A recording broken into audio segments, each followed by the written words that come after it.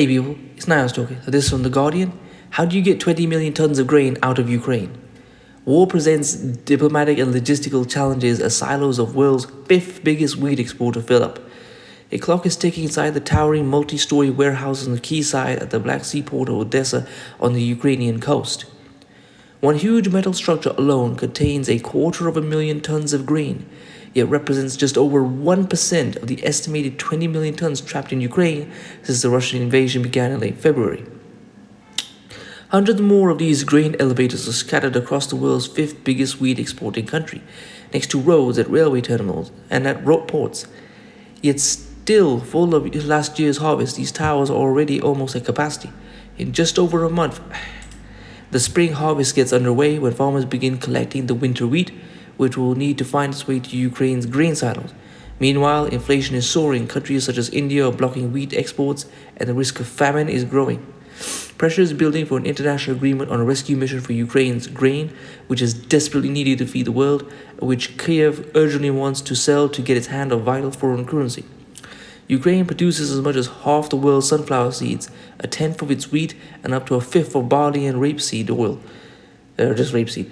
As well as a huge diplomatic effort, rescuing Ukraine's grain also represents a vexing logistical challenge. Given the vast quantities involved, the majority of Ukrainian grain has always been transported by sea rather than road or rail. Turkey, which is the authority over sea traffic entering and leaving the Black Sea, is thought to be leading conversations with Russia about proposals to allow grain ships from Ukraine through a naval corridor in the Bosphorus. However, several problems need to be solved to ensure the safe transport of Ukrainian crops beyond international agreements for ship and crew capacity to availability of insurance. When Russia launched its full invasion of Ukraine, it blockaded the country's Black Sea ports, including Odessa, preventing any ships from leaving or entering harbors. In addition, the surrounding waters have been filled with floating mines. Demining the waters would be required for any kind of grain corridor. Then there is the challenge of finding the armada of vessels to transport the grain. Agricultural goods are moved between continents in bulk cargo vessels, which can hold as much as 50,000 tons poured into several large compartments in the ship's hold. If an estimated 20 million tons of grains were to be transported, as many as 400 suitable ships would be required.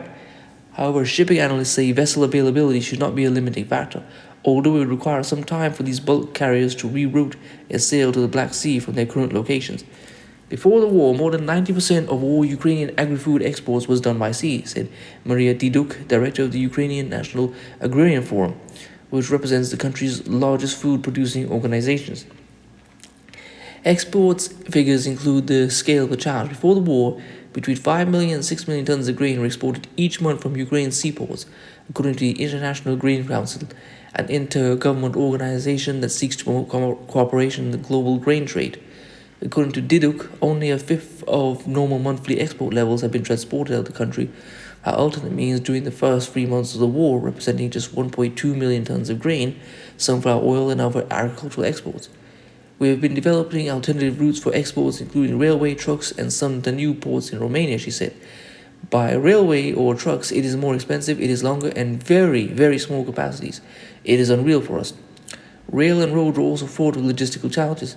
The Ukrainian railway network has, like Russia, a slightly wider gauge, or distance between the two rails of a railway track than its European neighbors such as Poland or Romania.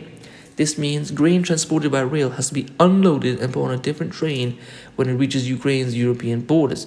The Guardian understands that 3 Ukrainian ports are being considered for departures of grain ships. Not only Odessa, but also the neighboring ports of Yuzhny to the west and Chornomorsk to the east. A shipping company source working in Ukraine said much needs to be done to ensure the safety of any transport once the sea close to the coast has been swept for mines, including the provision of adequate insurance to cover the vessel and crew. According to the source, even Russian government assurances to ships using the naval corridor might not persuade all ship owners to undertake a mission. There is a lot of money to be made, and some companies are more relaxed about taking on more risks, the source said. The availability of war insurance to cover both ship and crew will also be a determining factor in the success of any grain corridor. The influential London-based Joint War Committee designated Russian and Ukrainian waters in the Black Sea as listed areas in February, meaning that ship owners are required to notify insurance underwriters if they are traveling there. This also means that additional premiums are charged. Even if suitable war insurance could be arranged, some shipping industry representatives are not convinced a grain corridor can be arranged quickly. I think it is an unlikely prospect for the time being. You've got to be sure that your ship is not going to be targeted, says Guy Platten, the Secretary General of the International Chamber of Shipping. So many things would have to be put into place before any ship owner is going to take the charter, and would need so many assurances before ships would move up there. He added that about 100 ships and 2,000 crew with 20 different nationalities were in the wrong place at the wrong time when Russia invaded and have been stuck in Ukraine's ports ever since. It has taken time, but now more than 3/4 of those seafarers have been evacuated to safety, although about 450 remain on board. There are lots of steps that would have to happen before ships would trade there again. There are going to be huge premiums in place, Patton said. Every ship owner will look at the risk and the reward. While international talks continue, the clock is ticking. Ukraine's agriculture industry and food analysts estimate the world has 10 weeks to find a solution before the spring harvest will need to take place in the country's grain silos. Discussions about the time pressure are likely to dominate at the annual meeting of the International Grain Council, which counts Russia and Ukraine as members, when it meets in London on Tuesday. A failure to arrange a grain corridor will have lasting repercussions for countries such as Egypt, who are reliant on Ukrainian imports. The question will be harvest for 23, said Arnaud Petit, the executive director of the International Grains Council. If Ukrainian farmers see the capacity of export from Ukraine is very limited, they will limit production for harvest 23, and that would mean we are looking at not only 1 year but 2 years of market disruptions. That would be the worst case scenario. So this is very interesting. We're looking at possible famines across the world. So hopefully this can be sorted out. So anyway, please comment, rate, share, and subscribe. I'll leave this article in the description. If you'd like to support, I'll leave my cash up. If you want to follow me on Instagram, I'll leave there as well. If you want to buy one of my t-shirts, I'll leave that there as well. I'm now an affiliate for Champ Boxes. I'll leave that in the pinned comment, and you can subscribe to my backup in the pinned comment. Peace.